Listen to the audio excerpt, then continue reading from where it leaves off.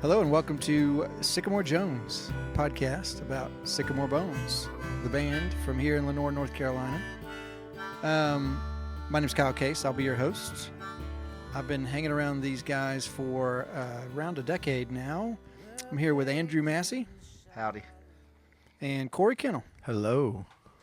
If you're not familiar, Andrew and Cory are partners in the band Sycamore Bones. They are local songwriters and musicians, and we're here to talk a little bit about what they do and why they do it. They've been in this band for coming up on 10 years, and we're sort of celebrating that occasion with a little bit of an oral history. So, Andrew, you grew up down on the eastern part of the state, is that right? I did in Calabash. Calabash. Until I was about 11.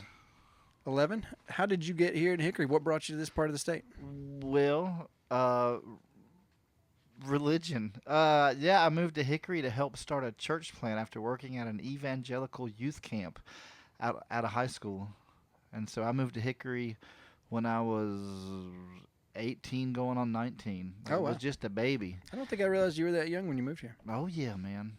Doing it for the Lord, too. Been a long time now. But that's what got me to Hickory. There was like this guy who spoke at the youth camp, and he was like, "I'm gonna do church different," and I was like, "That sounds cool," because I don't like what I came from, and then it kind of became what churches are. And after about another decade of doing that, I don't do it anymore. So you played music in the church? I did, yeah. Church and music and church has been a big part of my life the whole time. When I was younger, I played bass in a little Baptist church. It had like a bluegrass gospel thing. The pastor's daughter played mandolin, and she was like 8. And there was this old guy who used to play Carter family tunes in the parking lot, and he was real cool. And he got me to play bass. He found out I played bass. And nice. Are my kids making noises? Is that what that is? No, I don't hear him. Oh, there's a dog barking. Oh, yeah. Anyway. I think it's all right. So, but he was cool. His name was Harper Shields, and he was a big part of getting me into folk music and bluegrass and stuff like that. And then I got into like doing worship leading and the contemporary church thing once I moved to Hickory. As one does. Yeah, and I think it had a lot of benefit. Taught me to practice, taught me to play with people, taught me to transpose keys. Playing a gig, it's the only other. Besides playing at bars every week, it's like the only other gig you get where you play every week, Sunday morning at church. So I think it instilled a lot of good habits in me playing and learning and stuff like that. So I'm really grateful for that experience. Well, Cory, you came down this way from southern Canada, is that right? Mm-hmm. Yeah, almost. I actually came here by way of Columbia, Missouri. Yeah. So I lived there for 2 years, and then before that, I grew up in western New York. New York. So, basically you go up to Niagara Falls, and you take a left and go as far west in New York as you can, and that's where we are. Nice. How did you end up in North Carolina? So my wife graduated vet school in Columbia, and we just kind of both said we don't want to go back where we came from. And so where do we want to go? So really North Carolina we thought was kind of the best of all worlds. I mean, you're close to the ocean, close to the mountains. So and we did a nice little Route 40 tour of North Carolina. Oh, nice, yeah. Figured out where we wanted to be, and so there was a job offer in Hickory, and so that's where we came. Nice. So how did you get into playing music in New York? Family. I mean, yeah, my family's been playing. I mean, even before I was born. So I mean, uncles. Who in your family's musical? Mostly my dad's side. Okay. So my uncle, my mom, my dad would all play. They really started off on bluegrass music. Christian music. They played Christian music for a while when we were going to a certain Christian church. Oh, yeah. And that's then interesting. Irish I don't, music. Being from here in western North Carolina, I don't normally associate bluegrass with upstate New York. Is there a lot of that there? You know what? There's a lot of folky, bluegrassy type stuff going on, especially like western New York. But I think they got started kind of listening to Bill Monroe and whatnot. And then they went to a bluegrass festival. I think it was called Beaver Creek in Pennsylvania. And then they were kind of hooked at that point. So, Nice. yeah. Oh, cool. What? So I guess how did you guys meet? What brought y'all together? So I had been writing songs for a few years. Trying to think of where to start. I started writing songs in college, creative writing class. I got divorced, got remarried. My second wife, I had been writing songs for about a decade, maybe something like that. She convinced me to go play out. So I started running this open mic night at a local restaurant. It was Sweet Tea's then. I was a waiter there, and my wife was a hostess. And That was downtown Lenore. yeah, downtown Lenore. What is now the restaurant is 1841.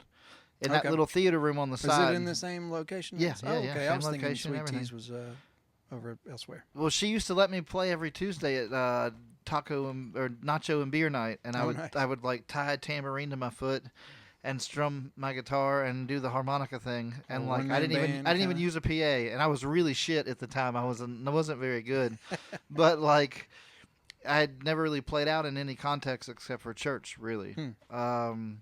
So anyway, I was stomping and singing real loud, and then eventually they put me in a theater room because I think I was annoying everybody in the dining room, and I decided I'd turn it into an open mic night. Okay. And I put an ad on Craigslist, and through the planets aligning, Cory saw the ad and decided to come one day. So that's how it all worked out. Nice. That's how we met. Is that how you remember it, Cory? Pretty much, Yeah. yeah. Planets aligned, came Yeah. together. Yep. It's, I left out all the gratuitous sex. a lot of that was- astronomy. I happening. we'll continue to leave that out. Yeah, I mean that's kind of the way that I got involved is that really, I mean I've been playing music my entire life, but I never really played out. I was playing a lot of funerals. Oh yeah. I played a It's an couple interesting funerals. start, Sadly, Yeah. Didn't do too good Were at these those because people it you was knew, sad. or how Yeah, did- it okay. was people I knew. All right. That I makes played a sense. hospice event. You weren't just getting random funeral Jeez. gigs. No, I mean, and so You're my only funeral gig. That's true. Andrew has played I at played your grandfather's my funeral. grandfather's funeral. That's true. she's weddings. I played your wedding. You But, did? No, so in Missouri, I finally got up like the courage to start playing open mic nights at this little place, little punk club in Columbia, Missouri called the Blue Fugue. And so I did really well there. That was a lot of fun. So when I came to North Carolina, I kind of still had that ambition to do so. Yeah. So I didn't really know where to look, but going on Craigslist and they have all the events and stuff. I'm like, oh, well, shoot, Lenore's not too far away. So That's funny. You know, Yeah. there was a time when I think we were all using Craigslist for random things, but like now it seems really weird to go to Craigslist for anything. I can't remember the last time I was on No. Craigslist, but Craig- here we go. He's A lot of- lonely now. A lot of great matches have been made on That's Craigslist. it. Right. Here's the Craigslist, everybody. Craigslist, cheers. So you guys met at the open mic. What inspired you to start playing together? I mean, did you just hit it off? I mean, Well, what? At the time, like You're I- writing songs individually. Yeah, I was sort of a blossoming young songwriter who just started playing out. And Cory seemed to be in a similar spot to where I was at. I Yeah. think we were, and I'm not the best self-motivated person in the world, so I think linking up with somebody and starting something seemed like a natural thing just to kind of spur me on to actually do it. And I think I needed that like support system, Mhm. right? And we just kind of met and became friends. I think I helped you move or something. Mm-hmm. And then we would just talk about music and songwriting. We found out we both had a big affinity for John Prine, and that and Dylan, like songwriting, just the craft of it. Mhm. And, excuse me, that second beer's making me burp. But We'll edit that one out. yeah, I'm gonna leave it in. But no, it was easy to be friends with each other. I felt like, and like we wanted to do the same things musically, and so that's how it all started. Yeah, I'd agree with that. I mean, Yeah. I think I'm not sure if we started going to like the Copper Bean things before we started Sycamore Bones, or It was in the during, or what? So But- there was a couple like early stages where it changed a lot. Like Yeah.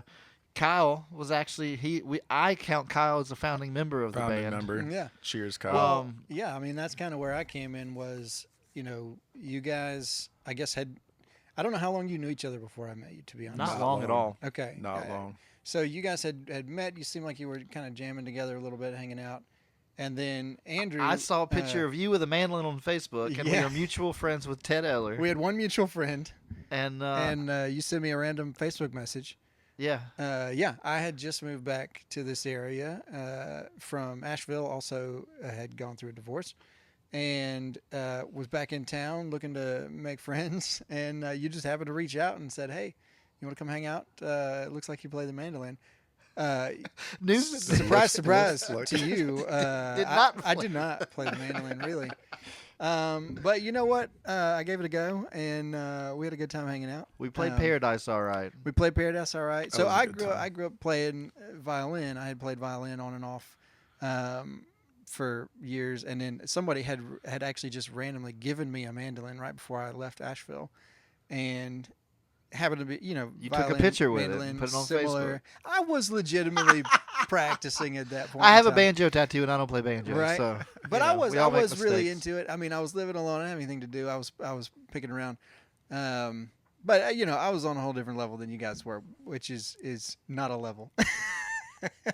But anyway, that's why we met, and so I came over to the house. You were living over there in Whitnall, right? Yeah, That yeah. little- Ideal Drive. little white house, Yeah. and and then we just kind of started hanging out. Kyle actually, I got an upright bass so that we could start like a folky Mhm. band. Kyle actually had the truck that we rode to Columbia, South Carolina, Yeah, I missed and that truck. got the got the jeez. bass and drove it back, and that was also a Craigslist find. Nice. So Craigslist is a See? part of the Sycamore Bones Craigslist story. is really should sponsor this podcast. Craigslist, if you're listening, we need money. I think we should revitalize. I Craigslist. Let's think bring so. it back. Yeah. So from there, so we're hanging out. You guys are playing together. I'm in the room. You sang a couple. I sang a little. I Those are tried to good play ones. a little. But what sort of takes you from separate songwriters to deciding to form a band? I feel like we never stopped being separate songwriters. We've always sort of had Yeah. our own, like, we don't write together. We've No. never really tried.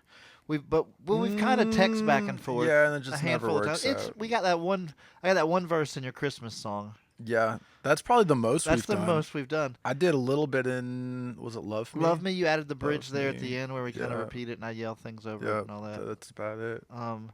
And like musically, we make suggestions, and there's a piece of us probably in each other's Yeah. songs. Yeah. Mhm. But normally, we kind of take the view that like if Corey wrote the song, then he's sort of the captain of that song. You know, he's Yeah. and I'm there to like be the first mate or whatever, and like make sure that it's however he wants it. And I think it's vice versa. Yeah. Like, you want harmony here, you want it here. I'm hearing this. Yeah. But whoever writes the song kind of has the final say so over like Yeah. what the song is. yeah.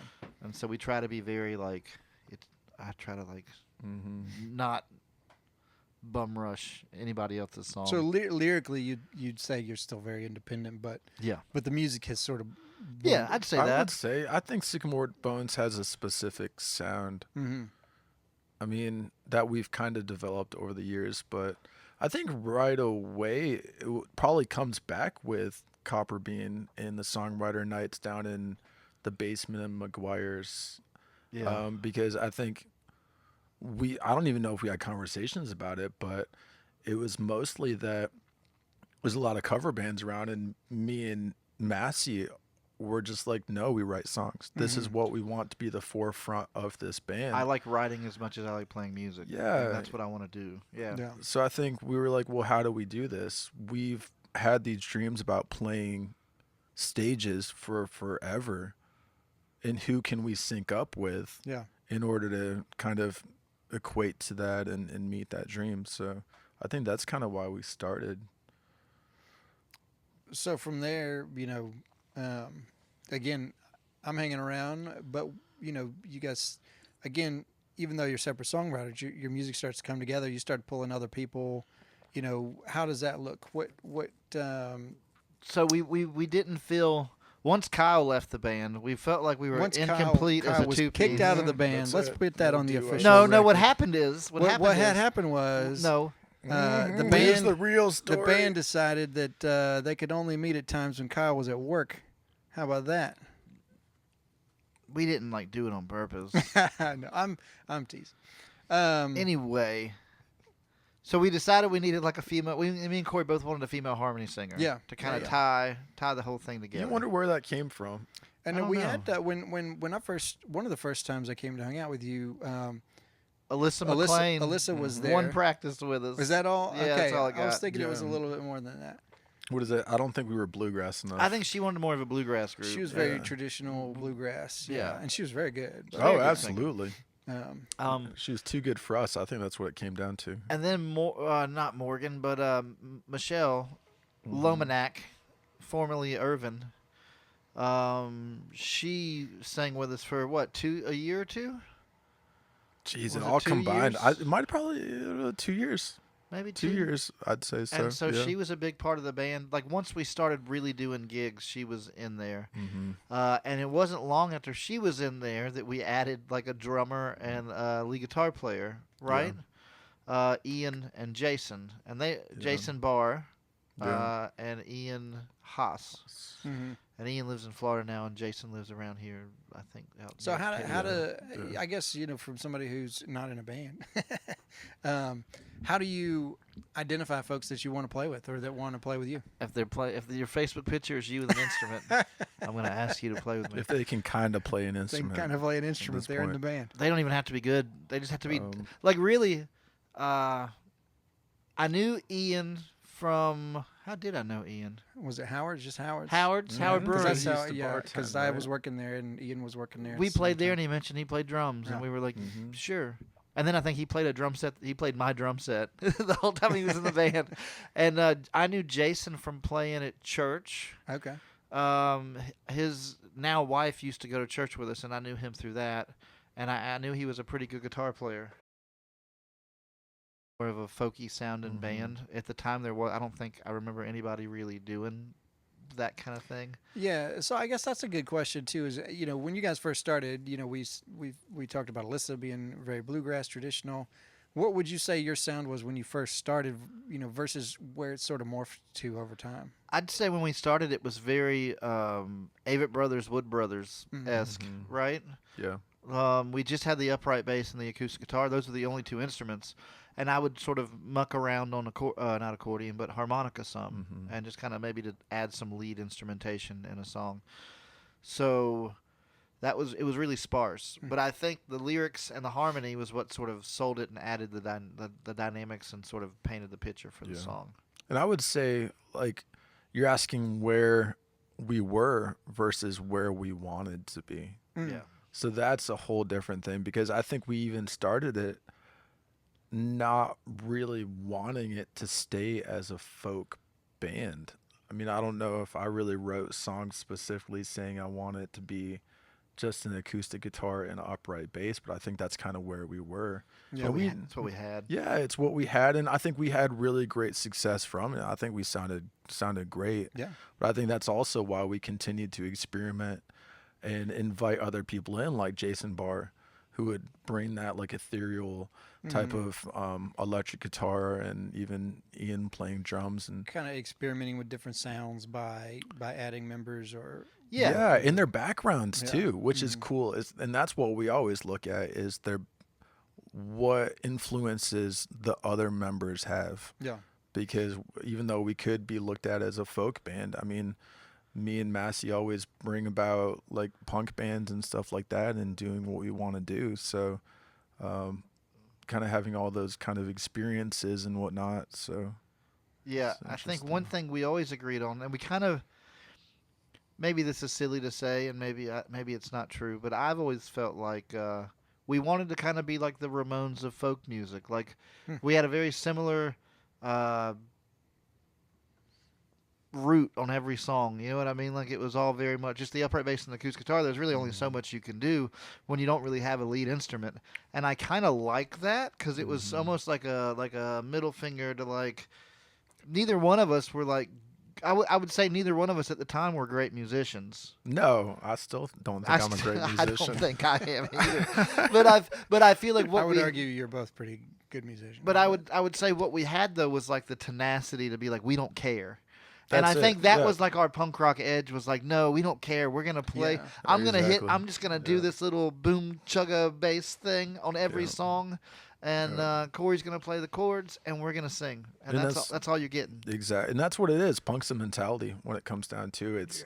I mean, you look at bands like the Violent Femmes or the Pogues or whatnot. Or I mean, even like Uncle Tupelo. yeah, yeah. I mean, so you look at them, and I think those are more bands. Maybe not that we emulated right away, but kind of that we The look spirit back of- on now and say this is kind of who we were yeah, looking Inspired by towards. or- Inspired, like Yeah. subconsciously inspired by, I guess you'd say, because I mean it comes down to the cover band thing again.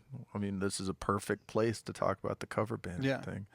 I mean, and everybody loves a good cover band, but there's a place for that, and there's a There place for songwriting and artistry, and I think you guys have sort of carved out that niche in our area and have been part of that like original music sort of scene.